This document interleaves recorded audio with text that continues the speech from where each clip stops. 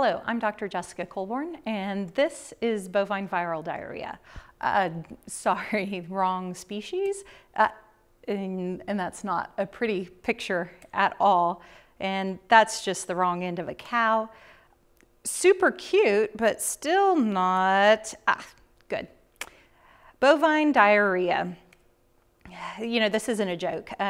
There are actually many manifestations, and all of these are manifestations of bovine viral diarrhea. Okay, let's get the facts out of the way. Bovine viral diarrhea virus is a potential serious problem for all cattle operations, beef and dairy. It's a major cause of infertility, abortion, diarrhea, shipping fever, bovine respiratory disease complex, and immunosuppression.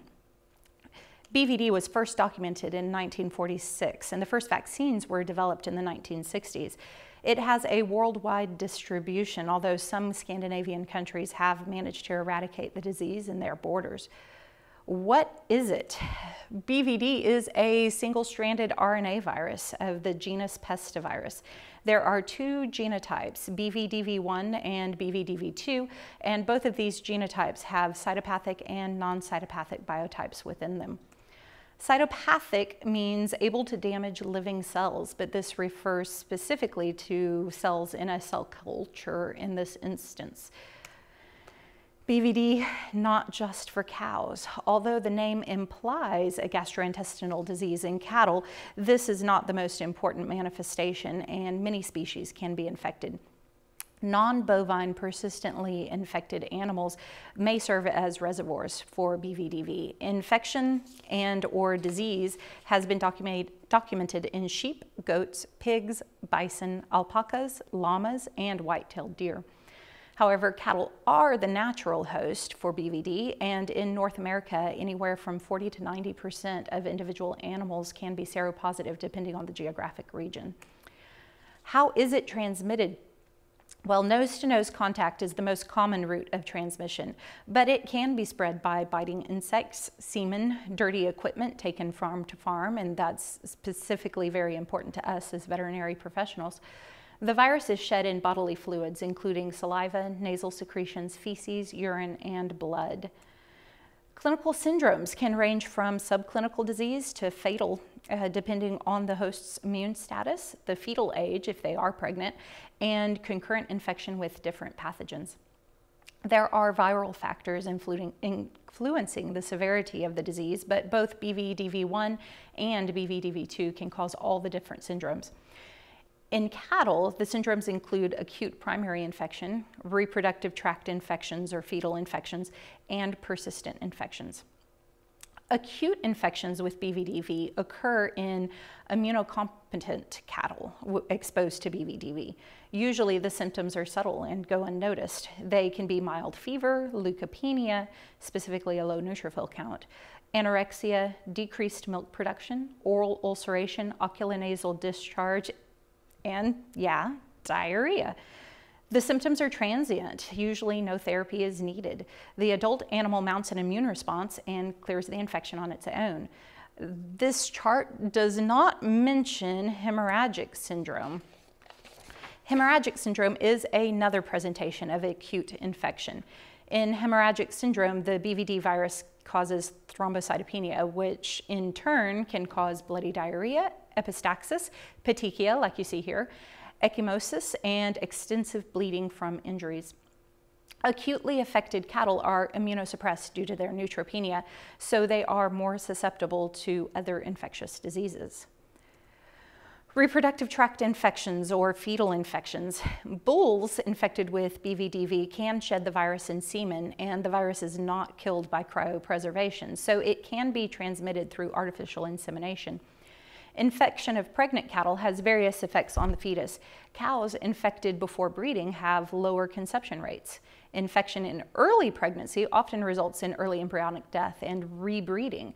Often this goes unnoticed, and it's assumed that the cow just did not get pregnant on the first breeding. A producer might not actually recognize this as a problem. Infection between 100 and 150 days of pregnancy can cause birth defects such as cerebellar hypoplasia, cataracts, and brachynathism. It can also cause abortion or passing a mummified fetus. Infection later in pregnancy can cause abortion or the birth of a calf that's mounted an immune response and seems healthy. The problem is the infection between 45 to 125 days. This can result in a persistently infected calf. Note that this graph implies earlier infection can result in a PI calf, but usually it just results in early embryonic death. Which brings us to persistent infection. This is the most important aspect of this disease. When a fetus is exposed to the virus before its immune system is mature, it becomes immunotolerant, which means the fetus will recognize the virus as part of itself. Only non-cytopathic strains of the virus can cause persistent infection. Persistently infected calves shed millions of virus particles daily, and they're the main source of exposure to other cattle. Many are poor doers and die early in life from other infections, but some appear healthy and they live to infect other animals in a feedlot, their own calves if they become pregnant, or other pregnant cows in a herd.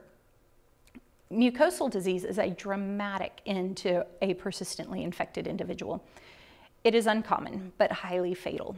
It's uncommon because persistently infected individuals account for less than 1% of the population, and mucosal disease only occurs in persistently infected cattle. The symptoms of mucosal disease are fever, anorexia, profuse watery diarrhea, and ulcers in the mouth, interdigital tissues, teats, and vulva. It can also cause neutropenia and thrombocytopenia. Some animals survive the acute phase of mucosal disease and develop chronic mucosal disease, but long-term survival is rare. Mucosal disease occurs when a persistently infected calf is exposed to a cytopathic strain of the virus. This is typically because the calf's own non-cytopathic virus mutates into a cytopathic biotype. However, it can then be transmitted to other persistently infected individuals, causing mucosal disease in those individuals as well. What are the economic implications? Why do we care? Why is this so important? BVDV is one of the most significant diseases of cattle economically. BVD has a negative impact on cattle operations due to causing low fertility and abortions, low milk production, and poor doer calves. BVDV is part of the bovine respiratory disease complex in feedlots. Cattle with BVD infections are immunosuppressed and more susceptible to other pathogens such as herpes virus, parainfluenza, bovine respiratory coronavirus, respiratory syncytial virus, Pasteurella, Mycoplasma, and Haemophilus. This causes low weight gain and the need for antibiotics and other medications, increasing the cost of the operation. How do we prevent it?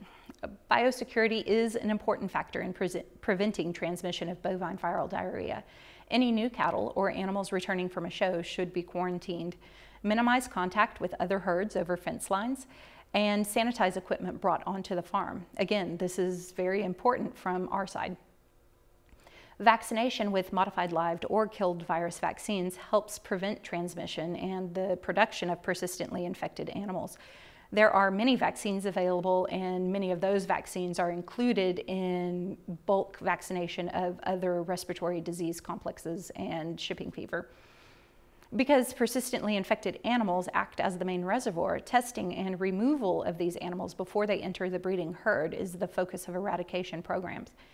Testing, the gold standard is virus isolation, but it's expensive and time-consuming, so we don't use it very often. Serologic tests are available, but they have a hard time distinguishing between natural infection, passive immunity, and vaccination. Reverse transcriptase PCR is available and can be used to screen a herd for the presence of BVD.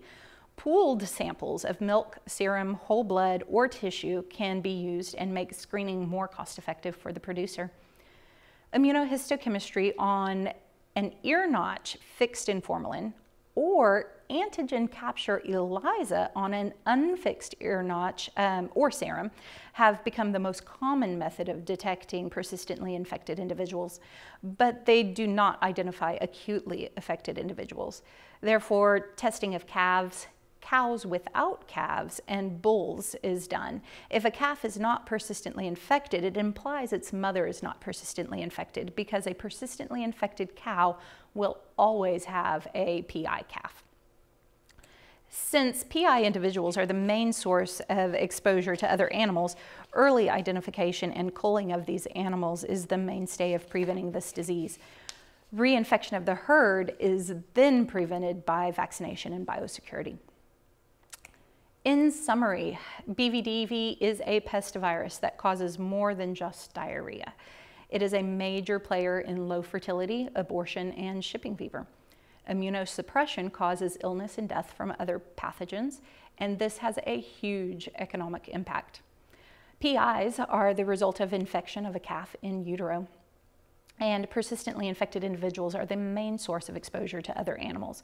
Testing focuses on identifying and culling these persistently affected individuals, and vaccination and biosecurity help prevent more PIs from being introduced to a herd.